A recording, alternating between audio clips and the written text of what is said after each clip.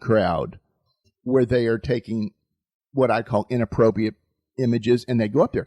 But a lot of that can be done on Instagram too. Yeah. I mean, not Instagram, but Snapchat. Yeah. The thing is, people think, well, I can go delete it. Well, yeah, you can delete it, but you're only deleting it from yourself, because it's not deleting it from anybody else that downloaded it, saw it, saved it, whatever. Well, and that happens a number of times. You see where someone puts something out, especially if it goes across Twitter. Twitter is so fast in such real time, and they may go in and delete it what they think is immediately, but people have already captured it, and that's out in the news and out in other streams, and correct me if I'm wrong, with Twitter, what happens when someone posts a tweet, even if they delete it?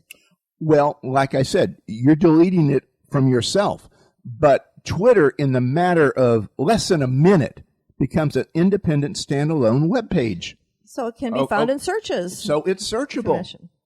Again, we can go into Facebook, and if you put something up, I can delete it. I can't delete it off of your system, though, once it's on your system. Mm-hmm. So again, that could be another downside of social media, is the user not being educated or have clarity on exactly what takes place or what the effect is when they post stuff out there on social media. Yeah, the other side is, if you ever use an employment agency, the first place they go, and we've got a good friend that is a headhunter for Vaco over in Orlando, mm-hmm. Tim Lesnick, and first place he goes, he won't even put you in the computer. You can mail him your resume and your picture and all this stuff. He won't even put it in the computer until he goes and checks your social media. Yeah, it is employers,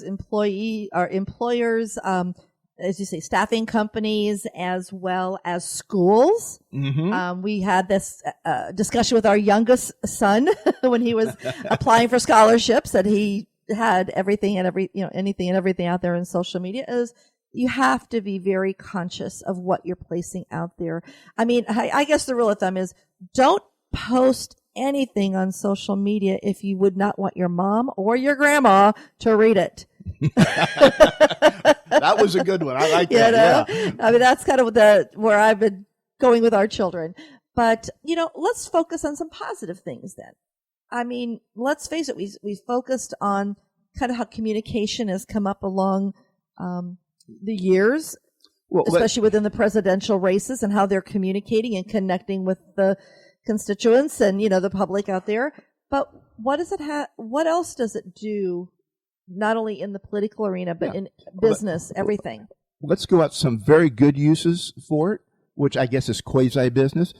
The Carolinas and the Eastern Seaboard today, especially the lower half, this spring, early on, with the rainy season started, there was a lot of flooding, a lot of damage caused by high winds and really massive rainstorms. Mm-hmm. Well, social media was the one that got it out. People on Facebook and Twitter and that were telling these bridges are closed, these roads are closed. So that is a social greatness. Now, that's not a good thing. That's a greatness where people are helping each other, mm-hmm. Get to safety. How about world news? World news is, you can't beat it. World news is world news. It's all real time. We've seen a lot of things. Just go back to this last incident in Turkey. What was coming out from the government and what people were saying on the ground through their social media feeds was two different things. Well, and notice what happens too. Governments will shut down. Yeah, they shut it down. And they shut it down over so there. that because they understand that is that real time true information from the feed on the on the ground, they're going to get that information out there that they don't want to. The government sometimes don't want to have out. And then they shut the internet down. They just quit the broadcast of it. Yeah. And how about within the what type of influence can one create with social media? Well, can I expand it to branding? Oh, definitely. Yeah, your influence is ultimately going to be your brand, but you can influence people by what you tweet, post, blog, on putting that out there. But then you can also influence how you respond to what other people have posted, blogged, YouTube and all of those things. So you can become an influencer directly by going out and putting your beliefs that you want out there, done professionally, done with good writing, good videos. You can jump right in the middle of that and go to where you would like to go to. The other side of it is, if it's not, you can destroy yourself pretty quick and do the reverse of what you want to do. Oh, yeah. That, most definitely. Now, it also, in what I've witnessed is it has actually leveled the playing field for businesses as well. Years ago, with the way businesses put their message out and advertised and branded themselves, the big businesses had the advantage because they had a bigger budget. And now, with the way social media is set up, it allows businesses, no matter what size, for you to actually play with the big guys out there.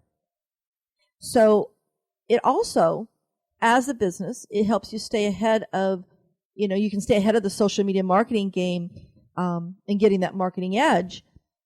It can help you to become that thought leader, an influencer that maybe you would not have had a chance to be in other mediums in the past. Yeah, well, the whole thing about social media is it's basically free. Any of us can get up there and become a hero or become the opposite real quick. That's there. But, it's allowed millions of us to grow businesses. We are social media marketers. We started out in 98 as a simple web developer when you had to code web, on that. Now it's social media. It's the video. It's really important that you study this stuff. Go take webinars, go to physical classes, whatever you need to do, but you've got to learn it. Yes, you definitely have to be educated. And one of the items I've really witnessed as in our own community is how nonprofits have been able to really embrace social media to get their word out to more individuals that were not aware of their nonprofit. 84% of social media users now share information about nonprofits to show their support for a cause. I think social media has been one of the best forms of marketing mediums that have come to the hands of nonprofits if used effectively. I should say not effectively, but properly, so that they can get their message out to more people. Well, it's for our generation, meaning those of us that are here now. It's TV. It's where radio was back in the 20s and 30s. Exactly. This is a whole new medium that's out there, and I guarantee you there will be something that none of us, except maybe one person, is thinking about that will come next. There will be something that will happen. And also, after the November, when we finally have the candidate, we know who the next president is going to be, starts the next season, which is the holiday marketing season. And businesses, especially retailers, need to understand that social media influences purchasing. 74% of shoppers rely on social networks to actually guide their purchase decisions. It has really, I guess you could say, social media has made it easier for people to buy from you. So if you're not using it, why not? It's only to your peril. It's a big impact today. We do a holiday marketing webinar every year in early September, and we're going to be doing one again this year, and we're going to go through and look at all the projections that are coming up. And I've looked at some of them. I pulled some of them right now. They're amazing. But right now, there was a term that was invented 2 years ago, a year and a half ago. It was called web rooming. And for all you retailers out there, this is something you have to figure out. People can stand in your store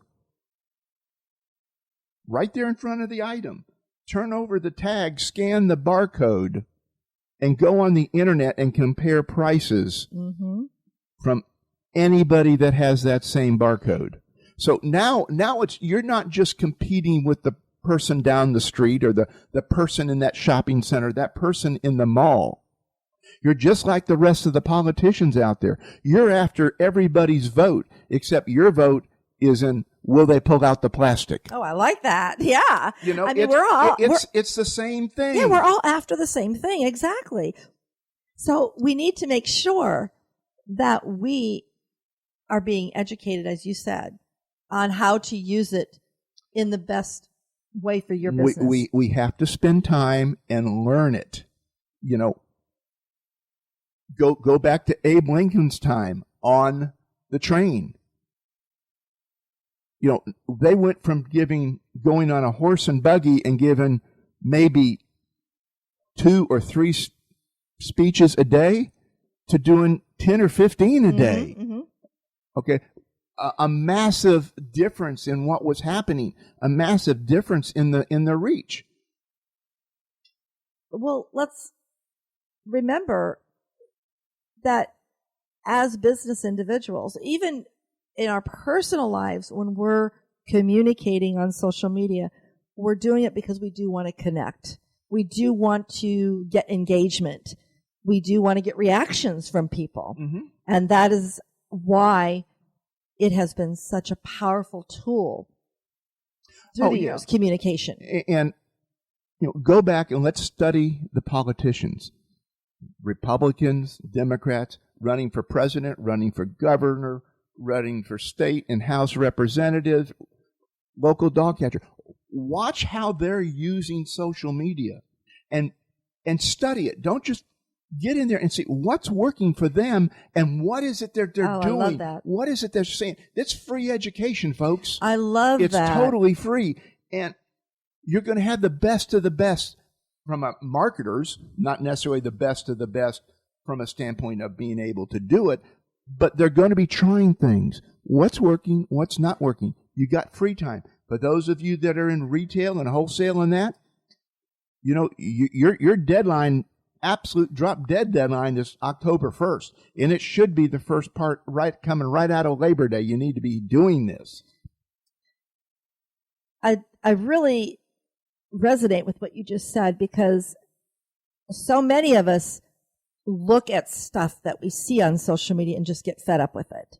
It turns us away. But instead of letting it turn us away, make a note of what turns you away.